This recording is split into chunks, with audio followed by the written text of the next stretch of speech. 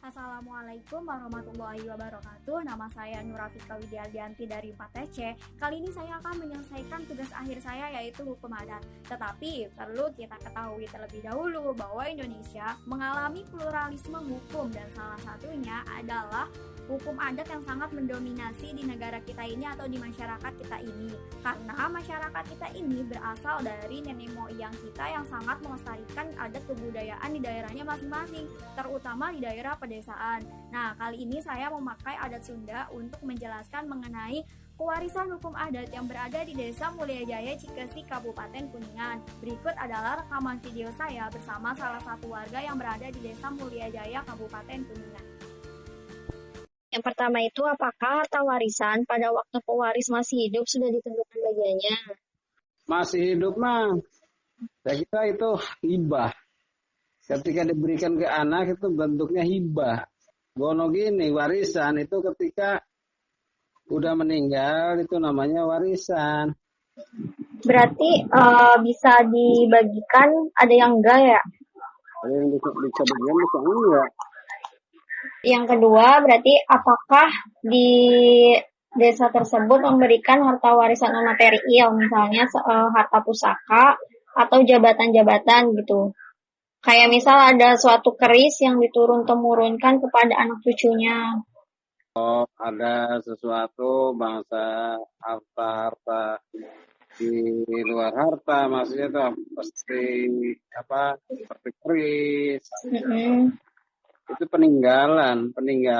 Terus kalau yang Reog Ponorogo itu juga ada ya, Wak ya? Kayak budaya seni gitu, diturun-temurunkan kepada keturunannya. Ya, ada sih adat. Kalau masalah itu mah seni itu ya budaya, mestinya ya dilestarikan gitu kan.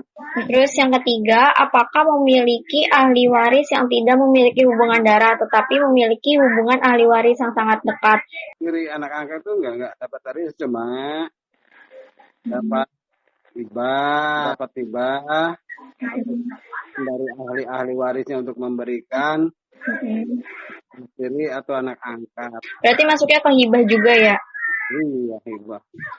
Keempat itu, bagaimana sistem dalam proses warisan? Misal yang pertama itu kan ada individu, yaitu harta dibagi-bagi kepada ahli waris. Jadi masing-masing itu dapat bagian. Yang kedua itu ada kolektif. Kolektif yaitu hartanya tidak boleh dibagi-bagi, tetapi hanya boleh dibagi-bagikan pemakaiannya saja. Misalnya kayak tanah.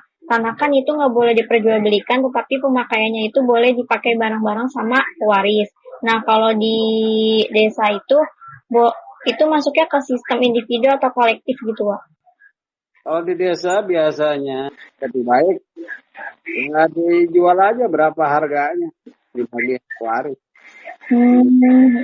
Berarti masuknya ke individu ya, Wak? Hartanya dibagi masing-masing gitu. Iya.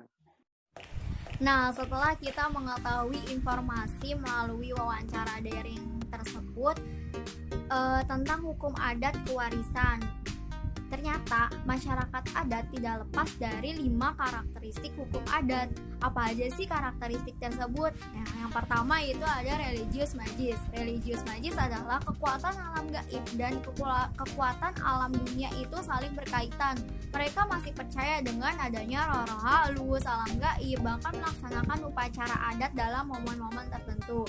Contohnya, jika dalam kewarisan, mereka masih mewarisi harta benda pusaka kepada anak cucunya yang dipercaya akan memberikan keberuntungan bagi pihak yang mendapatkannya. Selain itu, mereka mewarisi ilmu gaib terhadap seni kebudayaan Reog Ponorogo yang dimana jika ingin belajar Reog Ponorogo tersebut, mereka mewarisi ilmu gaib tersebut agar menampilkan tampilan yang menarik di mata masyarakat yang menontonnya. Kemudian yang kedua ada komunal. Komunal itu bisa kita katakan dengan makhluk sosial, manusia yang tidak bisa hidup sendiri, manusia berkelompok, terutama masyarakat adat. sifat komunal ini sangat kental sekali. Contohnya mereka masih menganut 3 asas dalam kewarisan. Yang pertama ada asas persamaan hak. Mereka tidak memandang adanya status sosial, jenis kelamin maupun agama. Bahkan anak tiri, anak angkat, dan anak zina pun mereka membagikan sebagian harta warisannya kepada anak tersebut. Yang kedua ada asas kerukunan. Mereka mempertimbangkan harta warisan tersebut agar terjadi kedamaian dan kerukunan antara para ahli waris. Dan yang ketiga yaitu asas segendong sepikul, di mana harta warisan bagi laki-laki 2 kali lipat daripada perempuan. Kemudian yang ketiga yaitu ada konkret. Konkret ini adanya perbuatan yang dinyatakan dengan benda-benda terwujud. Contohnya dalam hal kewarisan, mereka menyatakan harus benar-benar menyatakan harta benda warisan tersebut kepada para ahli waris. Jadi harus ditunjukkan harta warisan tersebut di depan para ahli waris ketika akan dibagikan.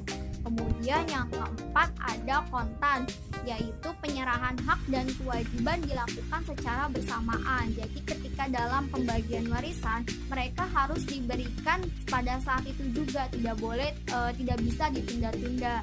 Kemudian yang kelima ada demokrasi, yaitu menyelesaikan suatu permasalahan secara bersama-sama, karena dalam masyarakat adat lebih mengutamakan kepentingan umum daripada kepentingan pribadi. Contohnya, jika terjadi ketidakrelaan ketika dalam pembagian warisan, mereka lebih baik menyelesaikan secara bersama-sama, memberikan keputusan yang baik agar tidak terjadi ketidakrukunan atau ketidakdamaian antara para ahli waris atau berbagai pihak.